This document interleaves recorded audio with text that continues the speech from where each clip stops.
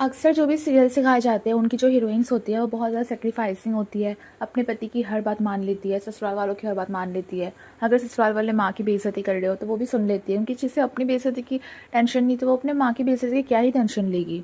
Makers को भी पता है कि ऑडियंस इन सबसे बोर हो चुकी है, तो काफ़ी बार प्रोमोस आते हैं, टीजर्स आते हैं जब किसी नए शो का या फिर नए सीज़न का, तो ऐसा दिखाया जाता है कि ये वाली हीरोइन बहुत ज़्यादा रिवेलियस होने वाली है। ऐसी एक हीरोइन थी अभीरा शर्मा, जो कि ये रिश्ता क्या कहलाता है कि जनरेशन 4 की लीड थी।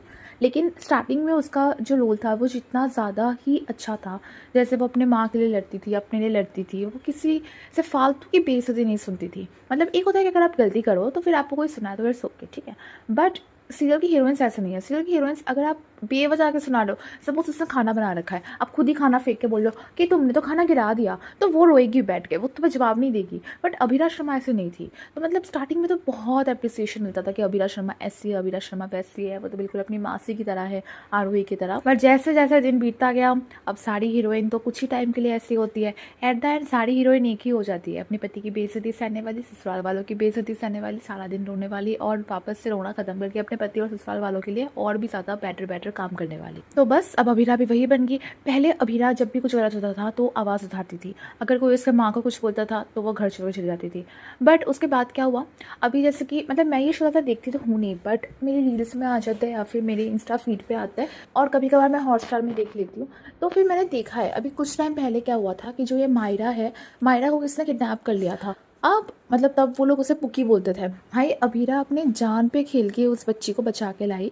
एंड अरमान पोद्दार क्या कहता है, ये कहता है कि तुम इसकी सगी माँ नहीं हो ना, इसलिए तुम्हें कुछ फर्क नहीं पड़ रहा था, तूने क्या उखाड़ लिया। वो खड़ा खड़ा बस देख रहा था, अभीरा गई उनसे फाइट की, अभीरा को इतनी चोट आई, बट अरमान बैठा बैठा वो बाप बन के क्या कर रहा था, कुछ नहीं। उसके बाद अभीरा ने इसी हालत में जो है पुक्की के लिए मिसिंग कंप्लेन भी लॉन्च की। ऑल्सो उसने पोस्टर्स बनवाए जहाँ पे उसने नंबर दिया अपना और अरमान दोनों का, किसी को भी ये बच्ची मिले तो हमें कांटेक्ट करे। एंड जब फाइनली वो बच्ची मिली किसी ट्रक वाले को, उसने अरमान को कांटेक्ट भी किया, तो उसने बताया तक नहीं अरमान ने अभीरा को कि भाई तुमने जो पोस्टर्स लगवाए थे ना, हमें मेरी बच्ची मिल गई, तुमने तो पोस्टर भी नहीं लगाए, तुझे तेरी बच्ची इतनी पसंद है तो पोस्टर बनवा लेता। अभीरा फाइट भी करे, अभीरा ढूंढे भी, अभीरा बेइज्जत भी हो, अभीरा पोस्टर्स भी लगाए और फिर अभीरा को पता भी ना चले। और बेचारी 7 साल तक ये सोचती रही कि उसकी पुकी कहाँ है, उसकी पुकी उसके लिए मर गई। एंड अरमान मज़े से अपनी जो बेटी है उसके साथ रह रहा था एंड उससे कुछ फ़र्क भी नहीं पड़ रहा था कि अभीरा वहाँ पे कितनी डिप्रेस रही हो। जब फाइनली लीव के बाद सब कुछ सॉर्ट आउट होता है तो फिर अभीरा वापस से अरमान को माफ़ कर देती है। वाह। एंड देन उसके बाद अभी थोड़े टाइम पहले एक कोई दूसरी बच्ची आई है, आई गेस, मैं उतना देखती नहीं हूँ तो मैंने थोड़ा बहुत देखा है। तो कोई तो एक बच्ची आई होती है अभी थोड़े टाइम पहले, वानी नाम है। तो वानी के माँ बाप का कुछ तो केस चल रहा था एंड अरमान शायद उसका वो वकील था। तो अभीरा उसकी रिस्पॉन्सिबिलिटी लेती है वानी की। अब एक फंक्शन हो रहा था स्कूल में और एक रूम में आग लग चुकी होती है, तो वहाँ पे मायरा एंड वानी दोनों फंस जाते हैं। मायरा को ऑलरेडी रेस्क्यू कर लिया जाता है लेकिन वानी वहाँ पे तब भी पड़ी रहती है। तो अभीरा जाती है, वो वानी को उठा के अपने साथ बाहर लेकर आती है। क्या वो बाहर आई, मायरा एंड अरमान दोनों उस पर चढ़ गए कि अरे तुम्हें तो टेंशन ही नहीं है हमारी, तुम तो चाहती ही नहीं हो कि हम बच्चे ये को। एंड देन उसके बाद उन्होंने वापस से अभीरा को धक्के मार के घर से निकाल दिया। And where I am saying धक्के मार के, आई लिटरली मीन धक्के मार के, एकदम धक्के मार के निकाला भाई, ऐसी क्या गलती थी उसकी।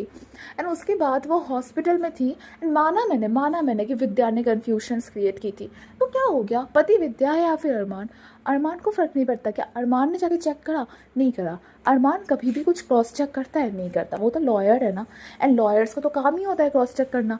पर क्या वो क्रॉस चेक करता है, नहीं करता, क्योंकि उससे घंटा फ़र्क पड़ता है।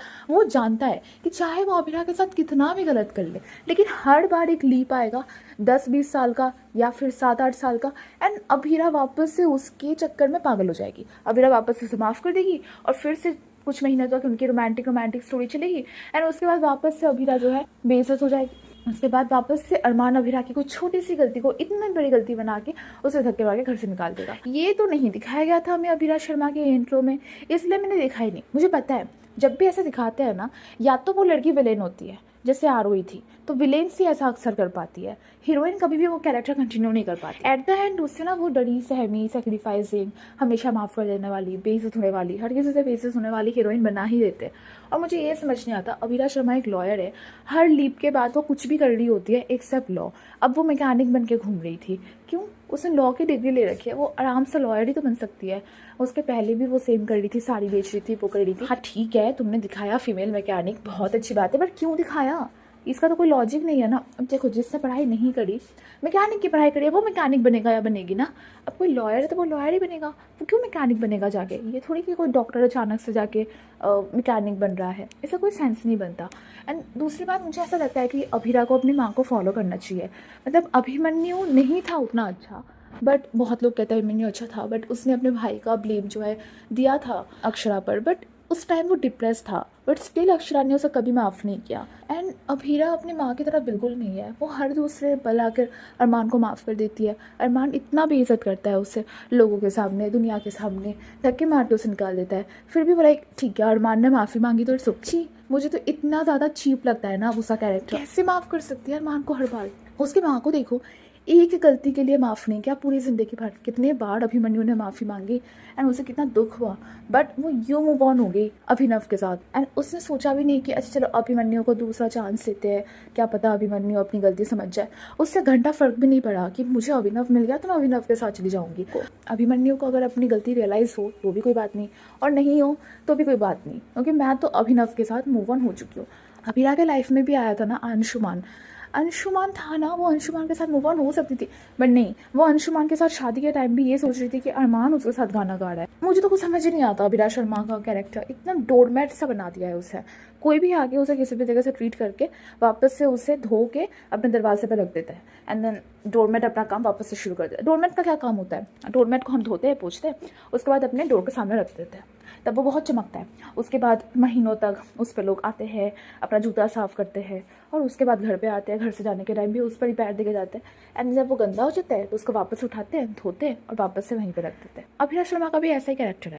सो यार that's it for this video. होंगे मुझे तो बहुत ज़्यादा चिढ़े अरमान पुद्दर से भाई, मैं और इसको नहीं झेल सकती। इसकी स्टोरीज़, हर एक स्टोरी इसकी इतनी बकवास है, हमेशा ही अभिरा के साथ मिसट्रीट ही करता है।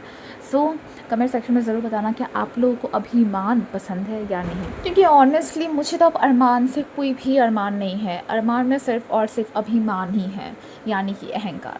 That's it. और ऐसे और वीडियोज़ में मेरे चैनल को सब्सक्राइब कर देना।